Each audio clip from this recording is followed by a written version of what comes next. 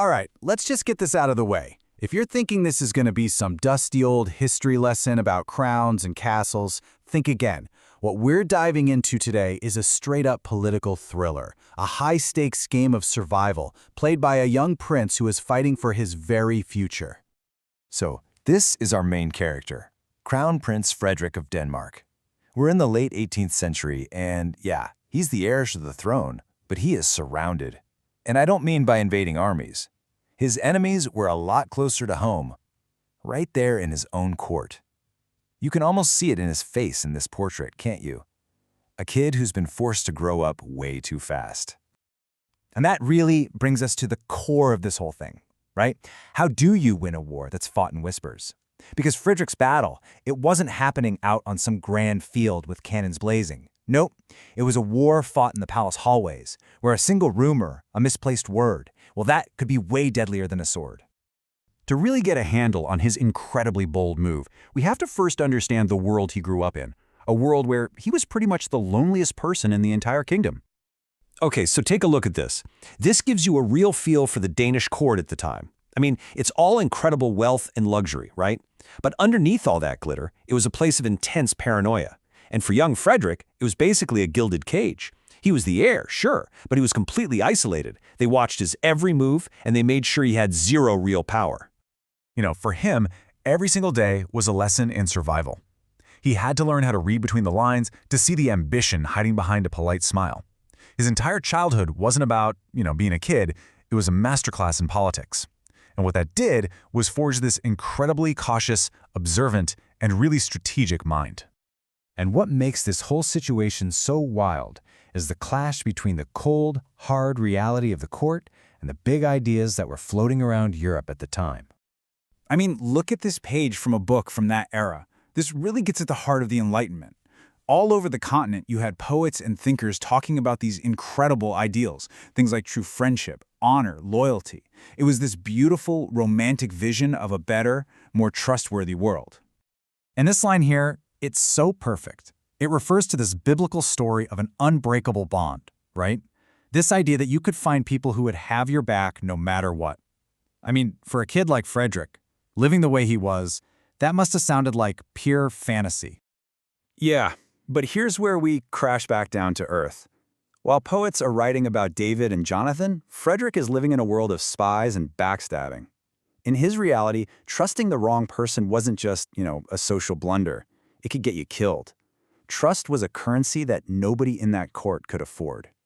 And at the very center of this whole web of intrigue was one person, his powerful step-grandmother.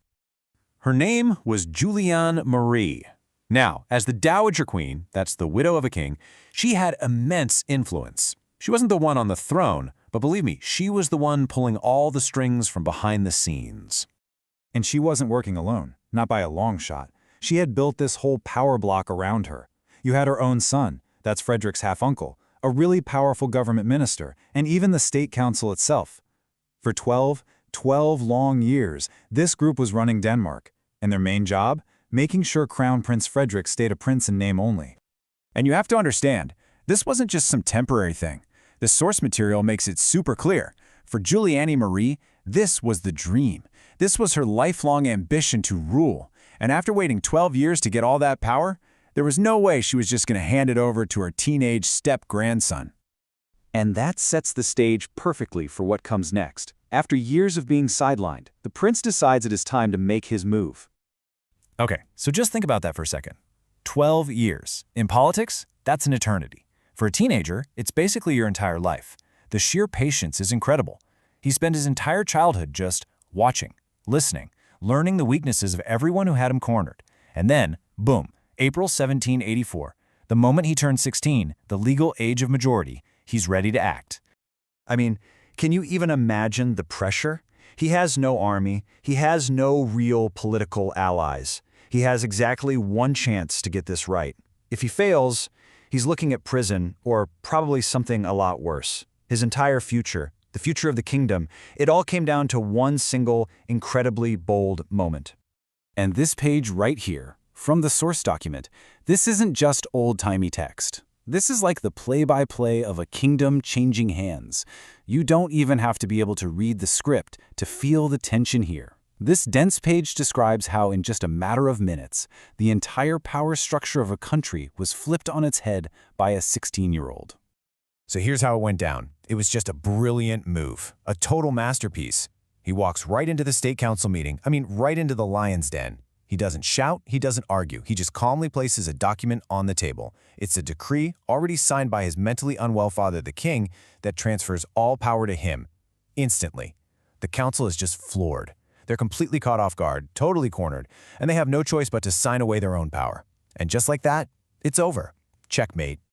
But the story doesn't stop there, because this single act of defiance didn't just win him the throne, it defined the man he would become.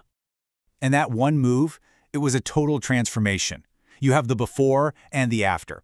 Before, he's this underestimated kid, sidelined, a boy in a cage. After, he's decisive, he's in command, a king in his own right. Those years of being pushed down didn't break him, they were what forged him into a leader.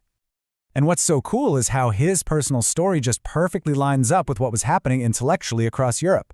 You had these Enlightenment thinkers, guys like Goethe, who were pushing for a whole new kind of leadership, the idea of the enlightened monarch, a ruler who governed with reason and for the good of the country, not just for their own corrupt friends. Frederik's coup, it was like the living, breathing example of that new ideal. So in the end, that's what this was all about. It was more than just a power grab. It was his trial by fire. It was the single defining moment that took this lonely prince and turned him into the man who would rule Denmark for almost 40 years, steering it through one of the craziest times in European history. Which kind of leaves us with one last question to chew on, right? We always hear that phrase, power corrupts. But maybe that's not the whole story. Looking at Frederik, you have to wonder, does the fight for power actually corrupt us? Or does it just reveal who we really were all along?